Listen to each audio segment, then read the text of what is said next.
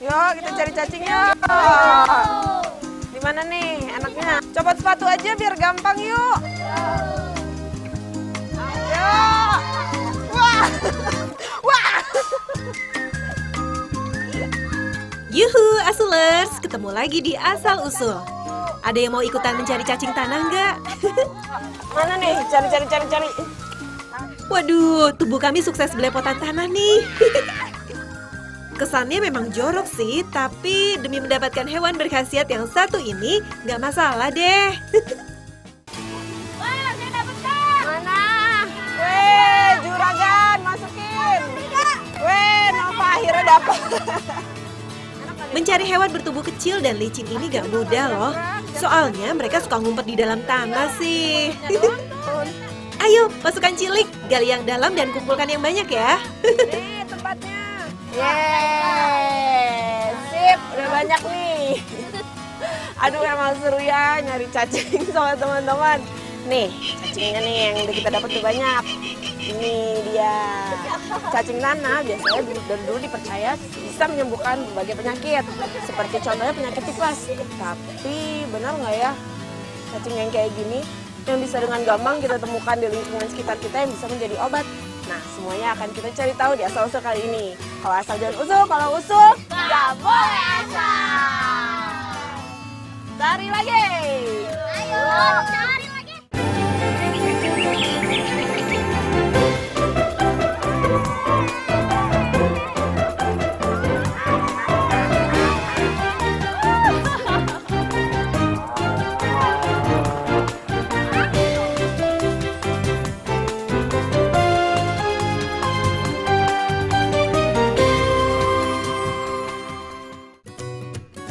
Cacing tanah merupakan hewan yang tergolong ke dalam kelompok invertebrata, alias tidak bertulang belakang.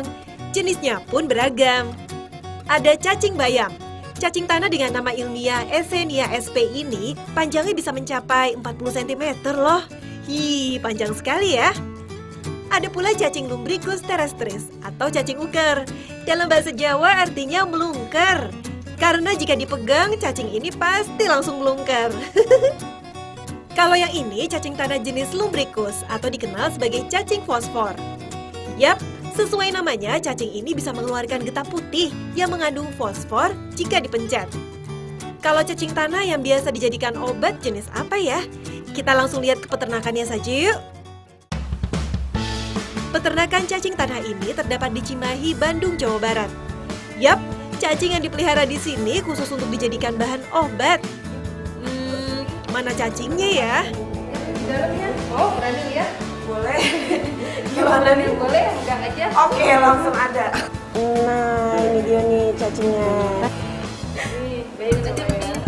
Oh iya, misalnya kebetulan nggak gerak-gerak Bu. Iya. Ini adalah cacing tanah jenis Lumbricus rubellus atau dikenal juga sebagai cacing merah. Cacing merah berasal dari benua Eropa ini berbentuk pipih dengan panjang tubuh antara 10 sampai 15 cm. Cacing tanah dapat hidup dan berkembang biak pada tanah yang lembab atau pada kotoran ternak. Tapi demi menjaga kebersihannya, cacing tanah di sini dikembangbiakkan dengan media yang terbuat dari ampas pohon aren. Untuk memudahkan pemeliharaan, digunakan wadah kecil yang kemudian diisi dengan ampas aren seperti ini nih. Nah, ini dia nih cacing-cacing yang sudah siap menjadi indukan, umurnya udah 4 bulan. Nah, sebelum ditaruh ke media tanam, kita timbang dulu nih cacing-cacingnya. Yuk. Yap, cacing berusia 4 bulan inilah yang digunakan sebagai indukan. Eits, cacing-cacing ini harus dibersihkan terlebih dahulu sebelum dimasukkan ke dalam medianya. Tapi pakai sarung tangan, rasanya kurang afdol nih. Nah, jadi lebih cepat kalau nggak pakai sarung tangan ya Bu? Nggak pakai sarung tangan. Yuk, kita coba aja deh Bu, nggak pakai sarung tangan. berani, Langsung nih. hebat. Berani. Nah, medianya bisa langsung meluncur dari tangan ya Bu? Iya. Nggak repot. Gimana kan? Gini-gini juga udah nempel. Nah, iya benar-benar. Tuh kan, begini lebih mudah kan? Timbangannya. Pada 5 kg ampas aren akan dimasukkan seberat 1 kg cacing merah. Jangan sampai kebanyakan ya, karena cacing-cacing ini membutuhkan oksigen dan ruang gerak yang cukup untuk bisa berkembang biak dengan baik. Oh iya, cara memasukkannya juga tidak sembarangan loh. Harus disebar seperti ini nih. Dengan begini, mereka akan lebih mudah masuk ke dalam tanah. Nah, setelah 2 minggu, cacing ini akan segera berkembang biak dan bertelur, Asulers. Udah pernah lihat telur cacing belum? Saking kecilnya, saya harus jeli nih. Kira-kira saya bisa dapat nggak ya? Ya, Mungkin saya bisa coba cari, Bu. iya, boleh silakan. Warnanya hijau. Kayak gimana tuh Iya. bentuknya, boleh lihat Hijau contohnya nggak? kecil, satu aja contohin dulu satu. Oh, Ada, Pak. wah kecil banget ini. Gimana nyarinya, Pak? Matanya nggak sakit, Masnya? Enggak. Nah, ini dia nih, Asulers, telur-telur cacing tanah. Nah, kita bisa lihat ya ukurannya ternyata kecil banget. Tapi jangan salah, kecil-kecil begini bisa menghasilkan 4 ekor cacing tanah. Nggak kayak telur ayam yang ukurannya padahal lebih besar, tapi cuma bisa menghasilkan 1 ekor ayam aja. Sama seperti hewan peliharaan lain, cacing merah juga harus diberi makan, Asulers. Ini dia makanannya, ampas singkong yang dicampur dengan air. Dicampur ya. Cacing merah nggak begitu rakus kok. Diisi 1/4 bagian wadahnya saja, seminggu juga belum tentu habis. Oh iya, jangan lupa diberi minum juga ya. Cacing merah suka tempat yang lembab. Jika medianya kering, mereka bisa mati, Asulers. Ini dia, cacing merah dewasa yang siap dijadikan obat. Tapi sebelum diolah, mereka harus dimandiin dulu. Nah, ini dia nih cacing-cacing yang usianya udah 4 bulan dan udah dipanen, siap untuk dijadikan obat. Tapi sebelum diproses menjadi obat, harus diapain dulu nih, Kang? Dicuci dulu. Cuci dulu sampai bersih. Ya. Sama seperti mencuci beras, nggak cukup dengan sekali bilas loh. Tapi bisa sampai 3-4 kali, Asulers.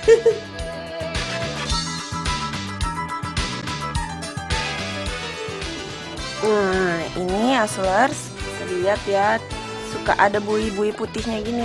Ini ternyata tuh lendir-lendir cacingnya keluar kalau misalnya dia nggak ada medianya. Sama kalau di air ya. Iya.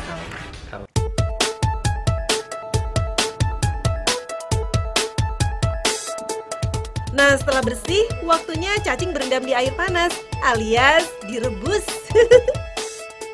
Cukup sekitar 2-3 menit saja, Asulers. Kalau kelamaan nanti cacingnya bisa hancur. Lanjut, ditiriskan dan masukkan ke dalam oven. Panggang selama 10-15 dengan suhu 100 derajat Celcius.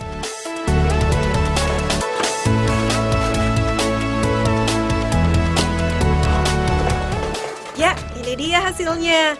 Seperti keripik paru ya. Kira-kira rasanya sama tidak ya? Udah kayak kerupuk ya, tapi rasanya nggak tahu deh. Boleh dimakan nggak sih, kalian Boleh. cobain? Kita cobain satu ya, biar nggak penasaran. Ini baunya kayak keripik. Renyah, nggak ada rasa yang mencolok. Tapi terakhirnya ada ternyata. Rasanya rasa keripik gosong sih. Udah nggak rasa tanah gitu. Terakhir, cacing digiling hingga menjadi bubuk. Bubuk cacing merah inilah yang nantinya dikirim ke pabrik-pabrik pembuatan obat.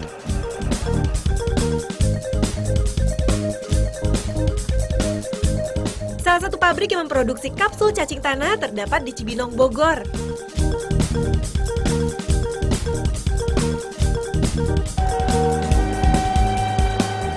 Di sini, bubuk cacing akan dicampur dengan tepung herbal.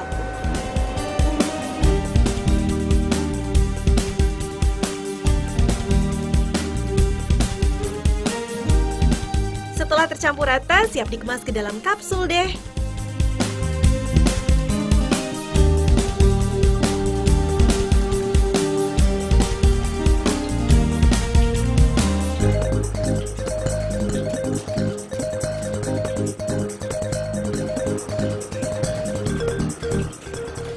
Nah, ini dia Asulers, kapsul yang sudah melalui proses mixing tadi.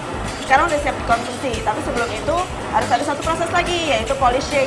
Itu membersihkan serbuk-serbuk yang masih tertinggal di kapsul ini. Yuk kita langsung lihat aja. Nah, pada proses ini, kapsul akan dibersihkan dari serbuk-serbuk yang tersisa. Dengan sikat-sikat yang terdapat di dalamnya, mesin poles ini dapat membersihkan kapsul dengan kecepatan tinggi. Wih, sekejap saja kapsulnya langsung mengkilap loh. Nah, kalau sudah begini, kapsul siap kemas ke dalam botol untuk dipasarkan deh. Pakai sarung tangan dulu ya.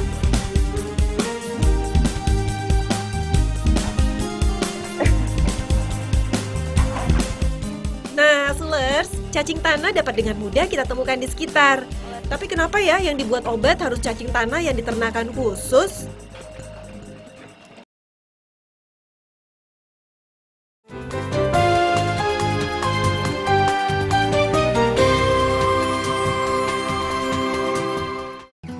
Hai, masih setia di asal-usul kan? Hustlers tahu nggak? Karena pengaruh lingkungan hidupnya, seekor cacing berpotensi mengandung banyak mikroba loh. Karena itulah, jika ingin dibuat obat, tempat tinggal cacingnya juga harus yang bersih ya, Hustlers. Nah, biar lebih yakin, kita buktikan di lab saja yuk. Banyaknya jumlah mikroba yang terdapat pada tubuh cacing bisa dilihat dengan menggunakan mikroskop. Tapi sebelumnya, cacing yang digunakan sebagai sampel harus melewati beberapa tahapan dulu nih. Pertama, cacing kita bersihkan dulu isi perutnya. Yap, mikroba akan terlihat di bagian saluran pencernaan ini nih. Karena itu, teteskan bagian ini dengan Aquades hingga terlihat menjadi keruh.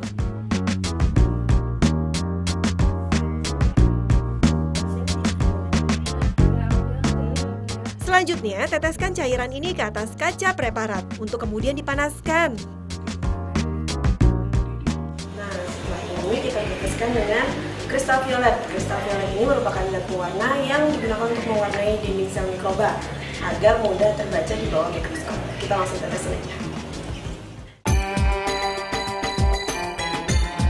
Sip! Sekarang mikroba yang ada pada cacing bisa kita lihat dengan mikroskop.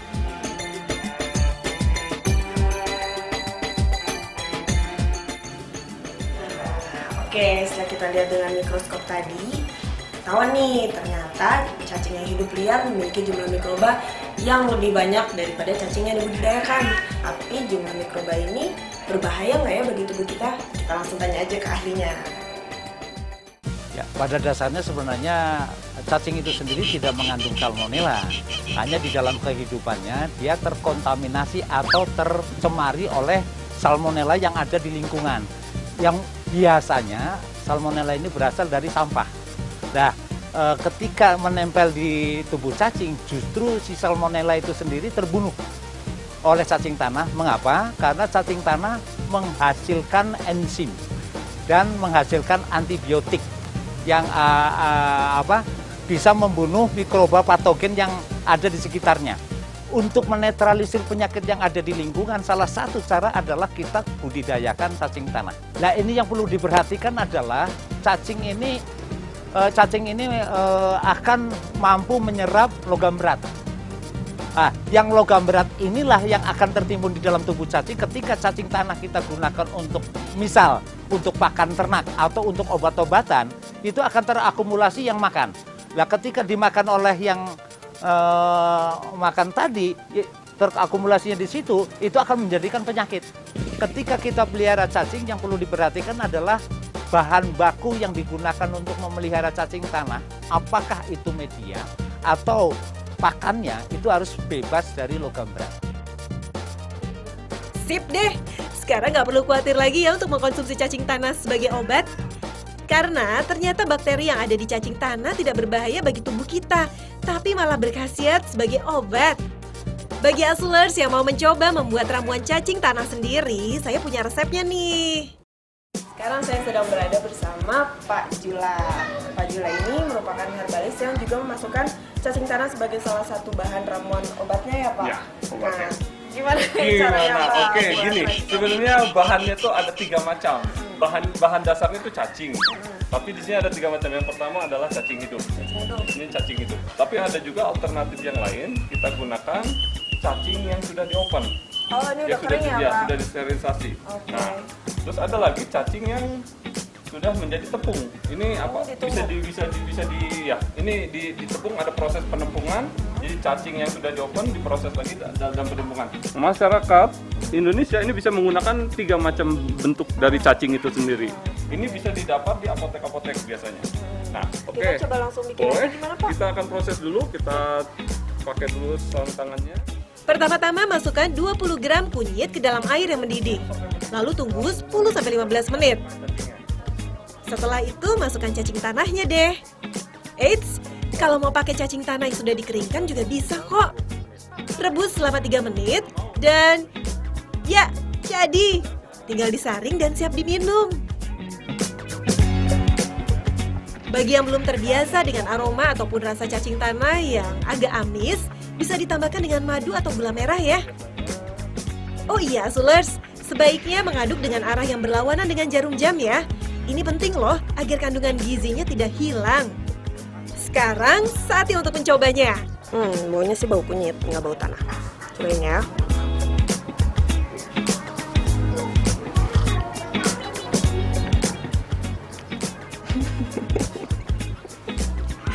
Ini rasanya cacing banget. Kunyitnya membantu, tapi kayaknya untuk teman-teman yang agak kesulitan mentolerir rasa pahit, memang harus menggunakan madu. Tapi ini udah enak. Ini demam saya bisa langsung hilang ya, Pak? Bener ya, dijamin? Pasti dijamin. Oke, pas nih buat teman-teman yang mau ngeracik sendiri di rumah.